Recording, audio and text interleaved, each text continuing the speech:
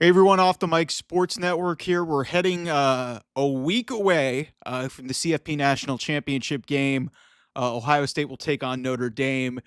Um, so I need to dispel something here because and I know some of these people on the internet are trolls, Dave Portnoy and some of these Michigan fanboys who are getting up in Ohio State fans' mentions saying, "Ha ha, yeah, even though you guys might win the championship, it's not going to mean anything because you lost to Michigan." Okay, now I made no secret. I wanted Ryan Day fired after that moment, but what has transpired since that game? I ran through it on a previous video.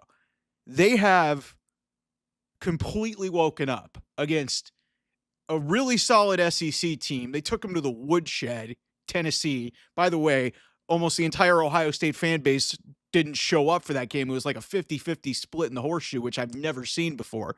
Then the number one team in the country, Oregon, the only Division One team that did not lose a game this year, gets absolutely run off the field, falls behind 34-0. Ohio State wins that game.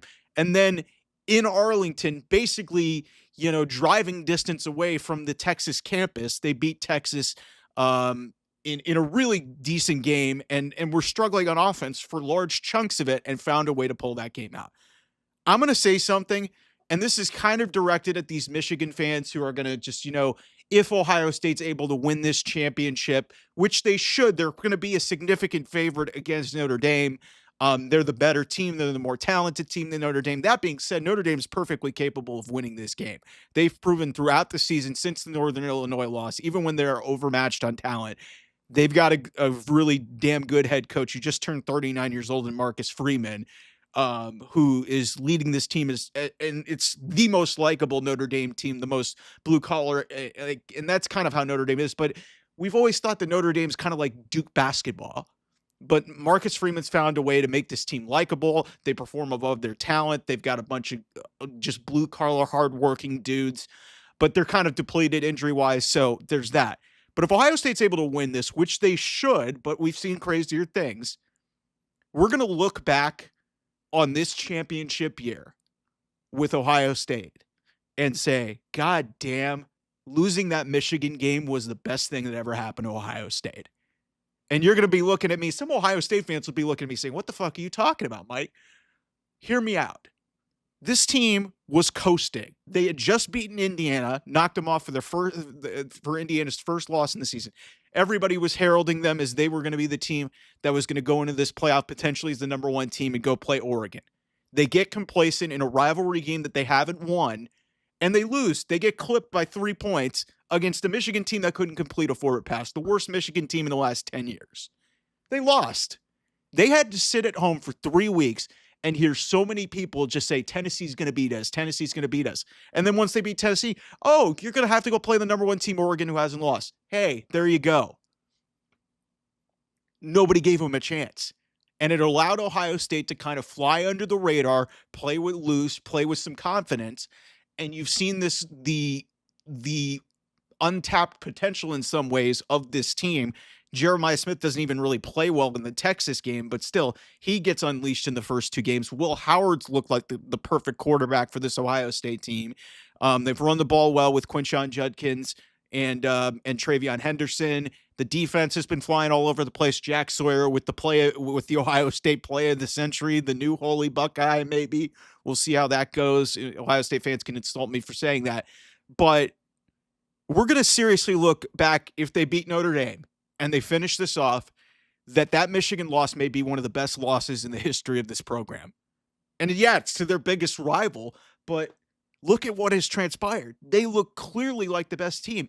Maybe if they walk into this playoff and they beat Michigan, maybe they are complacent in one of these games and they do get clipped and they don't win the title and they have that bye. Because think about this. I think they would have beaten Oregon on a neutral field, and they would have been probably the number one seed going into this entire thing. They would have had a bye playing in the Rose Bowl. And who's to say what happens in that situation? So in a lot of ways, weirdly, and Ryan Day is going to have to correct this. He's going to have to solve that problem. They haven't won a game in that rivalry since 2019. They didn't play the 2020 game, but they lost 21, 22, in 23 and now 24. They've lost 4 consecutive times. So, they got to figure it out. But if they win the national championship, like, I'm not going to say all is forgiven, but in the end of the day, this is why the 12-team playoff was designed, because you get these weird runs of teams that go on a run in the playoff, like the NFL, where they can get hot and go all the way and run to a Super Bowl, much like the Pittsburgh Steelers from like years ago, where they were the last team into the playoffs and they found their way all the way to a Super Bowl title. This was close to 2 decades ago. Um, so there's stuff like that, and you're seeing runs like this for teams that, like, it's you just get into the playoff and figure it out. So yeah, we'll see. And listen, if you're an Ohio State fan and you're still mad about, that game, get over it. You're 60 minutes away from winning a national title. And it would be for the second consecutive time in a new iteration of this playoff. In the first ever 4-team playoff, Ohio State beat Oregon to win the national title back in 2014, 2015. And then this year, you're going 24 into 25. They beat Notre Dame. Hey, first 12-team playoff champion. So those are my thoughts on this. We'll have a lot more coverage throughout the week leading into this game.